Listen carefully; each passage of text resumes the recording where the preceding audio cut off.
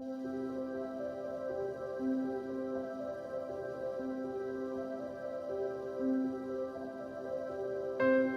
and welcome to my podcast on radical self-love, an Ayurvedic perspective on healing body and mind.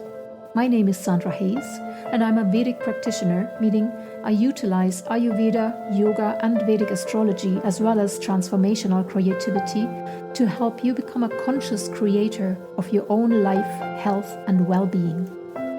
For more information and for access to my online learning platform, The Little School of Happiness, please go to www.sandrahayes.eu.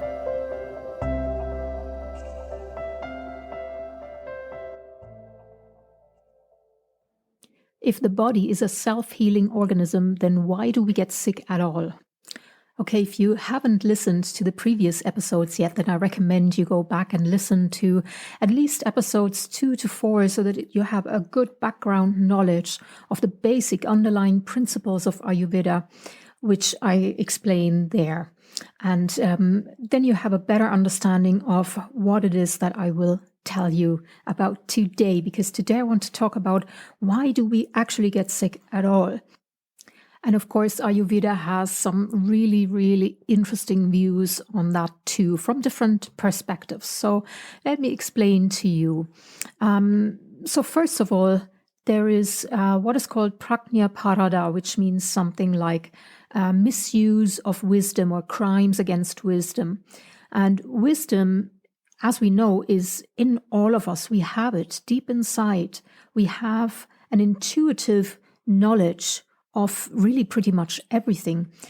We have to remember that in our DNA alone, everything is stored. Billions of years of history of the earth is literally stored in our DNA. The whole universe is stored in our DNA.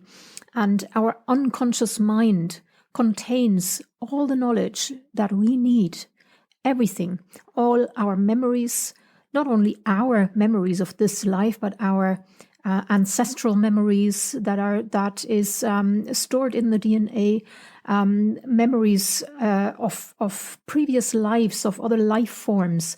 Everything is stored inside of us. So of course we have, if we know how, we can have access to all knowledge that we want. We can create everything we want, and in fact we do create everything that we want. We just don't always know what we want, because what our ego mind wants and what our soul wants are often two completely different things, because our soul wants transformation. Our ego, however, wants to stay safe, wants to stay in its comfort zone.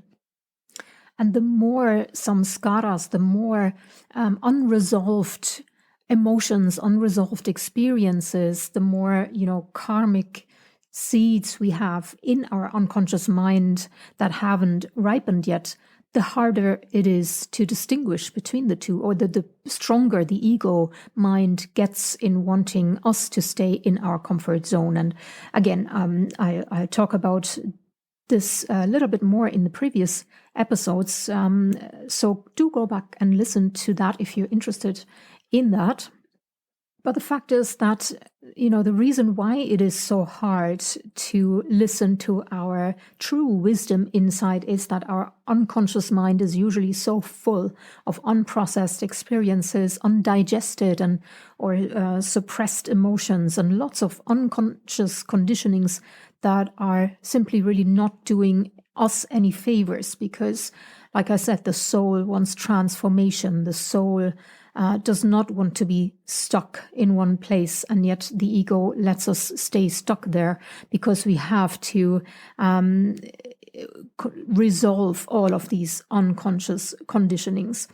And that's another reason why it is so important to always work on all levels. If we really want to stay healthy, it's rarely or never enough to simply look at the body alone in separation to the mind, because there is no separation. If we really want to prevent getting sick or cure an illness that we have, especially something deeper or chronic, then we always have to be really aware of what is going on in our conscious mind, unconscious mind. And we have to listen to the body and its messages that are coming from the unconscious mind. And we have to be aware that our body and our unconscious mind are the messengers for the divine wisdom that is inside of us. So all of this is really sacred. And of course, that's not always easy. And that's exactly why Ayurveda and yoga are sister sciences. It goes both ways. Ayurveda needs yoga and yoga needs Ayurveda. And it's not that Ayurveda needs yoga because there are some useful exercises that we can use. Yes, of course, there are asana, pranayama. There's a lot of practical things we can do to help and to support our health. But we also need the knowledge of yoga, as in the knowledge of the mind, the knowledge of the unconscious mind, which is all listed in the Yoga Sutras. And because I regard this as really important, the connection between the two, I'll do another episode just on that. But for today, I really want to just stick to the one, and that is the causes of disease. So we were talking about this crime against our own wisdom, or crime against our own inner intuition, not listening to our own intuition. And that is a really big one because, we all know it. Everybody knows it, really. We know intuitively what would be good for us, what our body craves, not our mind, not our ego, but what our soul or what our body craves.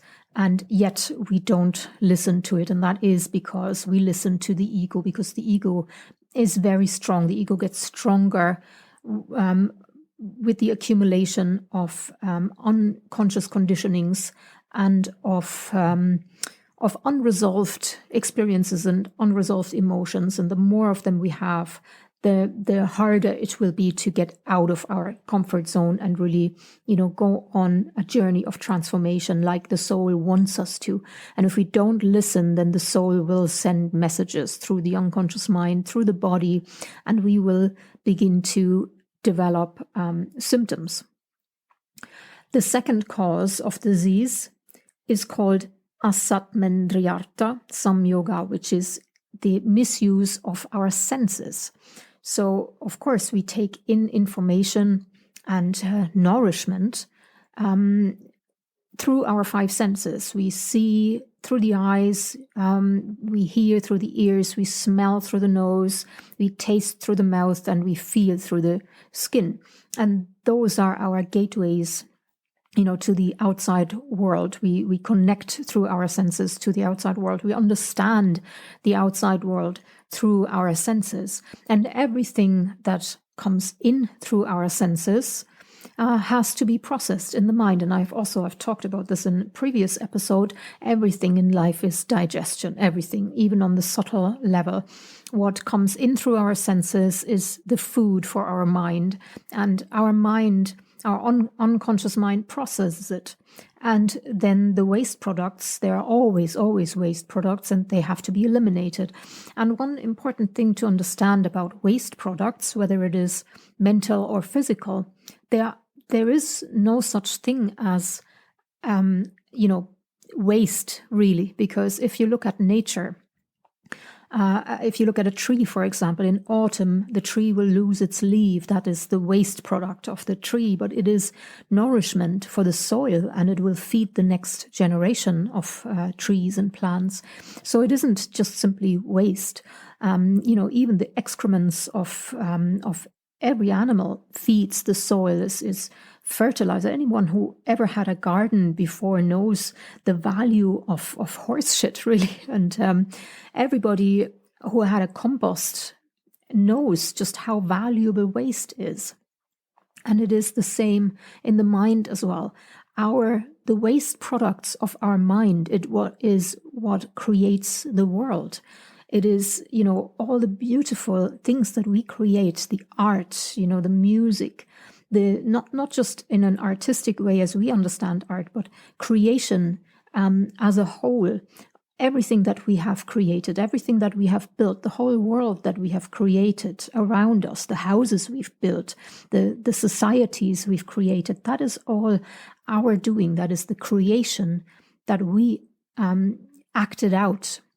And every action that we take is an elimination of the waste products of the mind. We learn something, we process it, and then we use it through our action. We give it into the world through our action and through our organs of action, and that is our hands. We make things, we create things with our hands, and that can be, that is a lot of it. We eliminate the products of our mind through creation. Our feet, we eliminate the products of our mind through movement. We move around in the world, and that is every movement we do, every action we do, our exercises as well that we do.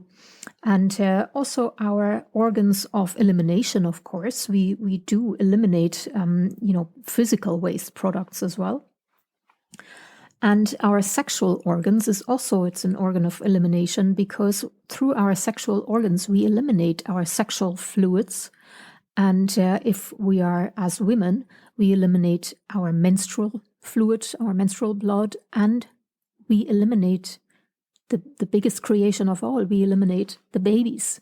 It's also an elimination. It is a product, a waste product, if you will, of our internal metabolism of the mind. And of course, there is our mouth as well, through which we eliminate, also through vocalizing, through speech, through song, through, mantra. And if we want to be healthy, then all of that is really important. It is important to see what are we taking in through our senses, how do we process it, and how do we eliminate through the organs of action.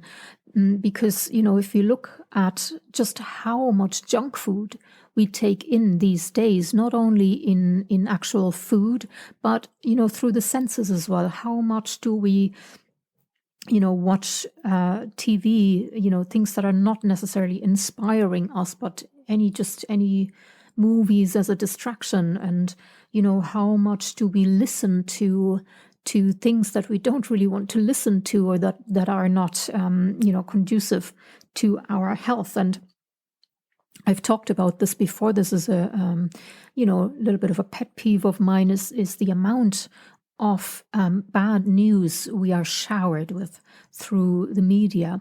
And, in every way, it's political, but it's also gossip. It's everything that we really don't need to know. And I would not recommend for everyone to listen to news every day, except for those people who actually process it and eliminate it. And that means, yes, be informed, and then do something about it. So if you follow, for example, if you follow the war in the Ukraine, it's good to know about things, but if you really follow it, if you listen to it every day, but then you sit on the couch and you don't do anything, it will just, not do you any favor. It will not be processed properly. It will not be eliminated. It will sit there and turn into something negative, turn into something that is toxic for the mind. And so unless you turn it into activism and actually do something to help, I would really suggest don't do it. Listen to something else, do something, or listen or read or, inform yourself about things that you're able to process. And that means things that inspire you. And I really believe that if you read books that inspire you, philosophy books, if you start looking into, things like these ancient teachings of the Vedas, that will do the whole world, so much more good than if you just, sit on the couch and listen to negative news that you're not going to do anything about anyway. And, all five senses are important. It is important, the right kind of touch through our skin. And therefore, it is really important in Ayurveda, of course, as well, to have massages on a regular basis. And ideally go and get an Ayurvedic massage, which is skin therapy really in every way, because it uses the appropriate oils. Warmed oil in Ayurveda, the oil is akin to love. The manifestation, the material manifestation of love is oil, and warm oil on the skin, it's like a feminine motherly touch, and it's nothing to do whether a man or a woman is massaging you, but it is that prakriti enhancing effect that it has. And then the mouth with its, tongue and taste buds is obviously very important in Ayurveda too. There's a whole science on taste and the effect of the different types of taste. It's taste therapy. I have a chapter about that in my book, Ayurveda, Health, Digestion and Immunity. You can download it on Amazon. And you can read a lot more about all of that as well. And, through the ears, of course, what are we listening to? And through the eyes. And what I think is one of the most powerful practices anyone can do is consciously looking for beauty everywhere in the world. No matter if you are, in a city or in a town, indoors or outdoors, it doesn't matter where you are, looking for beauty everywhere is a really powerful practice, and not just outer beauty, but inner beauty as well. The beauty of people, the beauty of situations, the beauty of life, really. Well, most importantly in all of that is that whatever information we take in through the senses is that it is inspiring us. Because inspiration is like the digestive fire of the mind. Moving on to the third cause of disease in the eyes of Ayurveda, this cause is a little bit less controllable. It's referred to as kala, which means time. And time simply brings deterioration of the body. We all have to age. We all have to die eventually. And in leading up to our death, our cells will slowly degenerate, and that is just the effect of time. In the Vedic mythology, you might be familiar with Kali. She's the goddess of time and also the goddess of death and destruction, because time is a destroyer. Time is seen as a destroyer. She's often depicted, with like necklaces of skulls and blood dripping tongue, because she drinks the blood of humans, which is really telling us about the tamasic qualities of her, the destructive qualities of time. And there is nothing that we can do about that. We are all subject to this, great trinity of forces, the creative force, the sustaining force, and the destructive force. That means, we are all born, we have a phase of being in life and being at our height and blossoming, and then we all have a phase of deteriorating again and leaving this particular body behind before that same cycle starts again. And that brings me to yet something else that factors into why or how disease develops, and that is karma. And by karma, I mean the causality of life. And this is important to note from beginning on, that karma is not, as some people tend to believe, a system of punishment of previous wrongdoings. I think that really comes from our own, Christian conditioning, that we think in this judgmental way that, somebody has been doing something wrong and then he's punished for it. That is not karma. Karma is without judgment. It is purely a chain reaction of cause and effect. It's actually very scientific.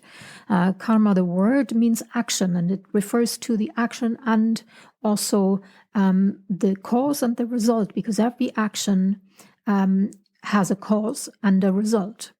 Even if you can think about this right now, as you are sitting or standing or moving around listening to this, just think about what brought you to this point. Why are you here? Why are you listening to this podcast right now? And whatever the answer is, maybe you just stumbled upon it because you were looking for something else. Well, why were you looking for something else? Because I don't know the answer, but, go back, ask the why question until you get to the source. And, if you do this long enough, you realize that there's always a cause, there's always a cause for whatever is happening. And you can go back right to the moment of your birth if you keep spinning that thread. And we could, of course, go further even than the birth. Why was I born at this particular place and time? And you can, go through the story of your ancestor, and you will end up eventually, at the beginning of time. So karma really simply is the causality of life. If, for example, if I smoke for my whole life, then it may be my karma to develop lung cancer. If, however, I, work very hard all my life, then it may be my karma that I have, at the end of my life, a good bit of money put aside. So it's really as simple as that. But at the same time, of course, karma can be quite complex because we carry not only our own karma from the actions of this life, but also the karma of our ancestors. Like I already mentioned, everything is stored in our DNA. The whole universe is stored in our DNA, and all our emotions and memories connected to it is stored in our unconscious mind. Our ancestors' stories are encoded in our DNA. If my grandmother had diabetes, then she would have passed on that information to me, and I may carry that same potential karma to get diabetes inside of me. And again, please don't see karma as a punishing quality. That's simply not right. It's non-judgmental. And it only has to do with the natural causality of things. Now, if I carry the genes for diabetes in me, I am definitely more prone to develop it than maybe somebody else who doesn't carry those genes in them. So, my karma is more likely to develop in that way. But whether or not it really does depends on many other things. Now, if we can see karma as seeds, our samskaras, the karmic seeds that are planted inside of our little plot of land that we call our body-mind organism, then we can see that some of them might be buried really deep down in the soil, so they may not grow at all during this lifetime. Like in nature too, sometimes there are seeds buried so deep in the soil that they lay there for hundreds, maybe sometimes thousands of years without growing, but they are there. And one time there might be a forest fire that burns everything down, that burns the top layers of the soil down.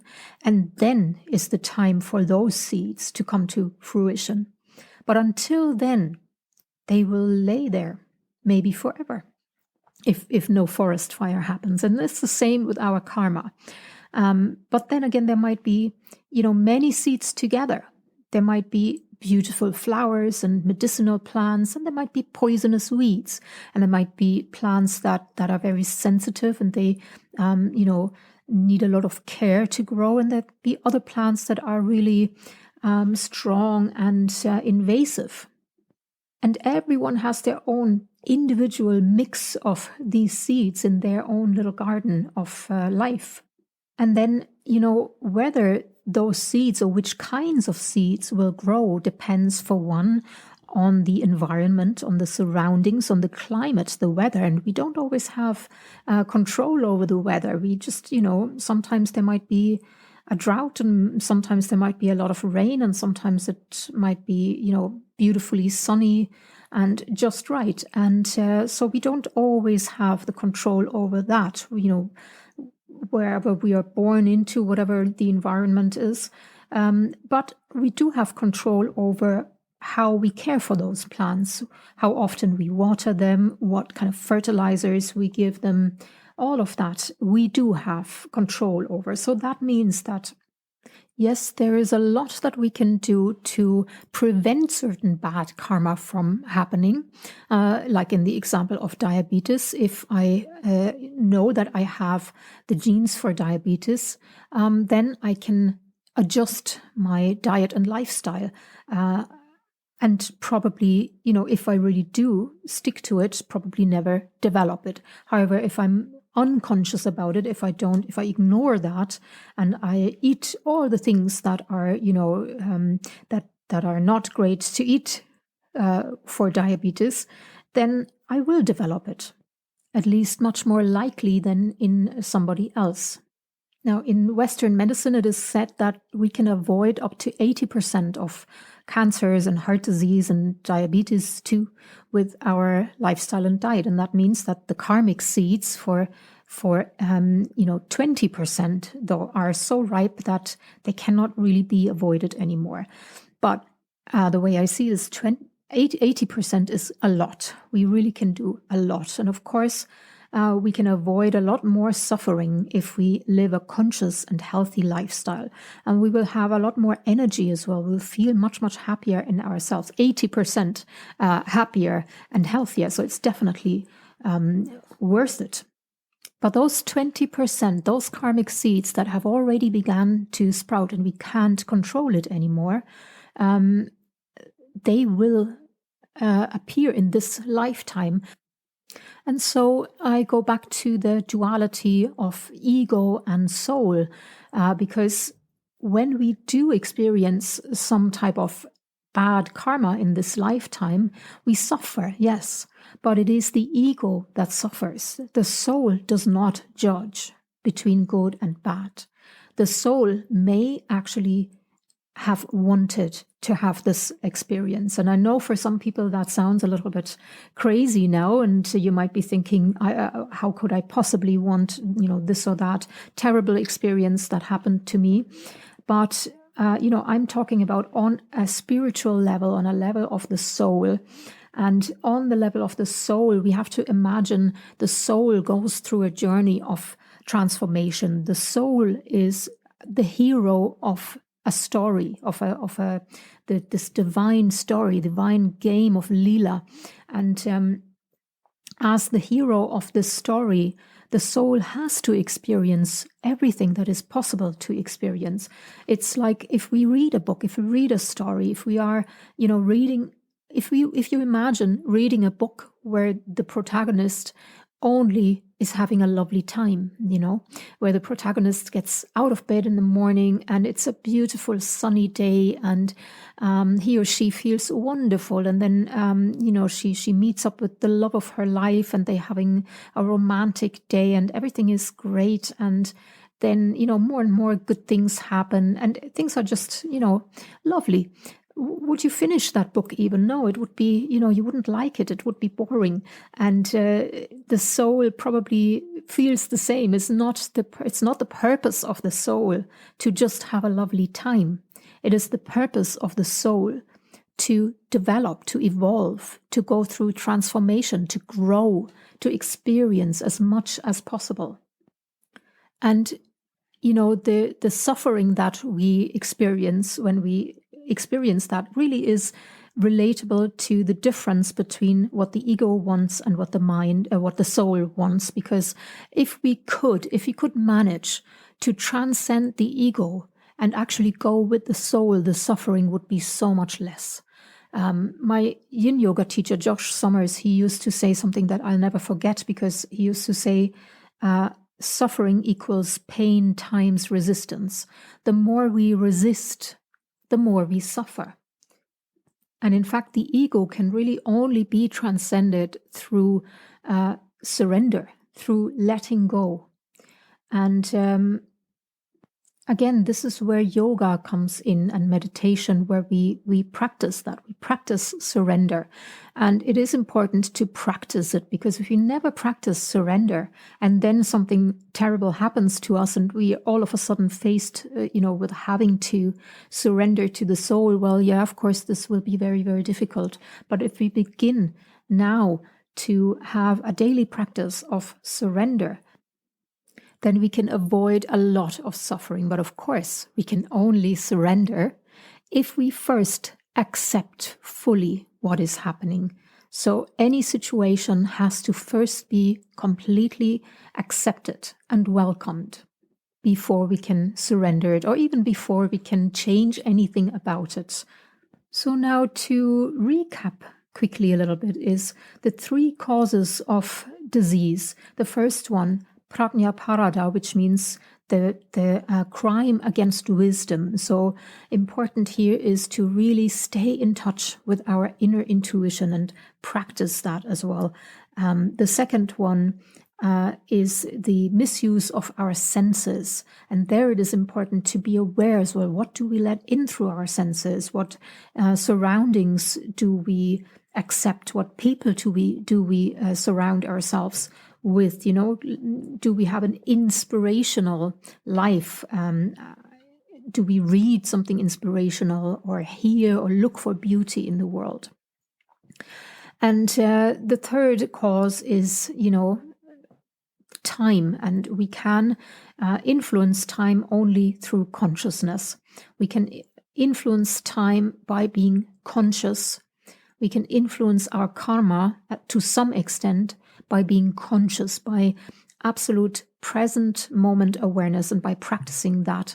And then with that present moment awareness, learn to surrender to the present moment. And that is really what is behind all origin of disease. The actual development of disease in Ayurveda is an interesting one too. In Western medicine, when we have symptoms, that is stage 1 of a disease. In Ayurveda, that is already stage 4 out of 6 stages. So you can see that Ayurveda is much more thorough in actually looking at the origin. When did it start to develop? What were the very, very first signs of imbalances?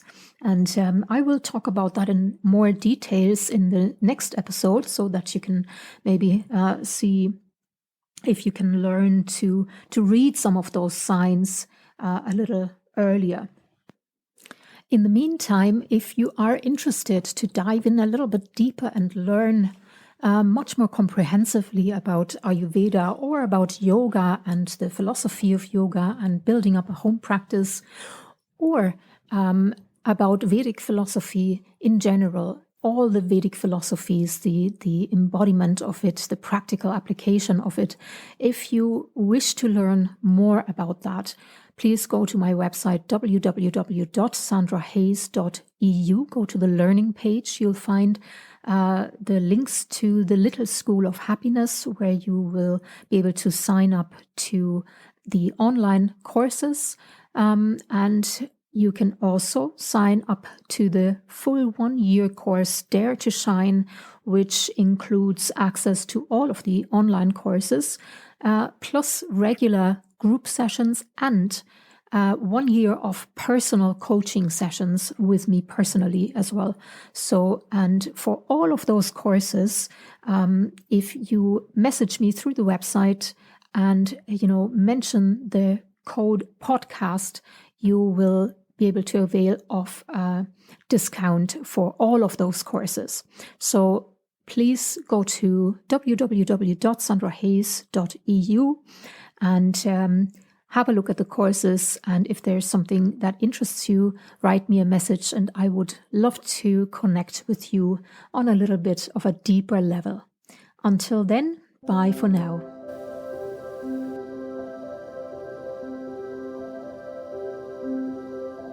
You were listening to a podcast on radical self-love, an Ayurvedic perspective of body and mind, by Sandra Hayes and the Little School of Happiness.